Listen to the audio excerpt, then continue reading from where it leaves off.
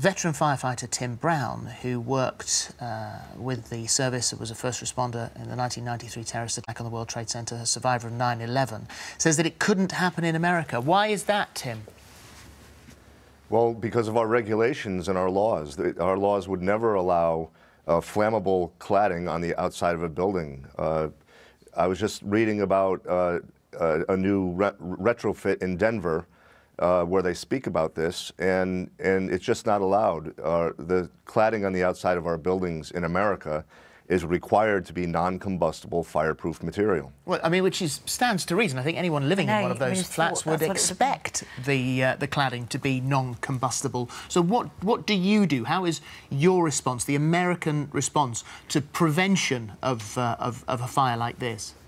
Well, the political and financial will has to be there with your people who make your laws and regulations, and with the building industry. The building industry has a responsibility here to build safe buildings. You know, just to say, well, we complied with the law is a cop-out.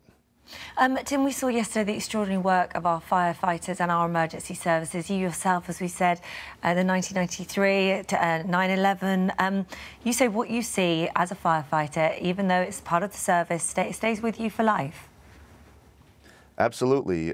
From the first time you hold a child in your arms to watching people fall or jump out of buildings, you know, you can't unsee these things ever in your life. So the firefighters in London, recently with this fire, probably saw things that they will take with them the rest of their lives. Look, we as firefighters want to help. That's why we took the job in the first place. But we need to be given the tools, and we need partners from our lawmakers, our regulators, our building inspectors, and from the building industry. We need them to be on our side and give us a chance to save people's lives. Yeah. It always comes down to money. That block yesterday had undergone £8.6 million refurbishment.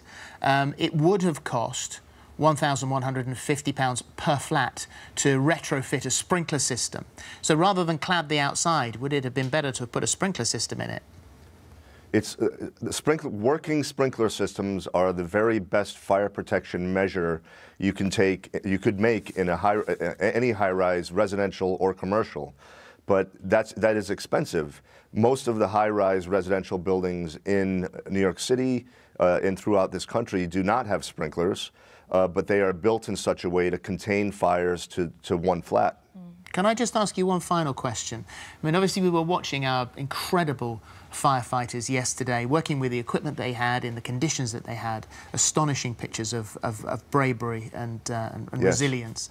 But looking online, we can see the stuff that you guys have got, and we found the Bronto HLA, the world record for the highest reaching basket lift. Goes up to 33 stories. Well, Grenfall Tower was 24 stories, so this would easily have got to the top of that tower. Why haven't we got one of those? Well, New York City does not have one of those, and we can build bigger and bigger sky lifts or ladders or whatever you want, but the buildings are always going to be taller. So we need to be able to go, we need a chance to be able to go inside the buildings, take the elevator to 2 or 3 floors below the fire, and then walk up a couple of stories and fight the fire. But if we allow these buildings to become Roman candles, there's no way we can keep up with the fire, and we can't fight 20 floors of fire at one time. So the problem here that needs to be addressed, and I think in an emergency situation, is the cladding on the outside of these buildings. How many buildings in UK have this cladding? I'd be very concerned if I lived in one of those buildings. Well, as we just said, 4,000 affecting 1 million people. Thank you for joining us today.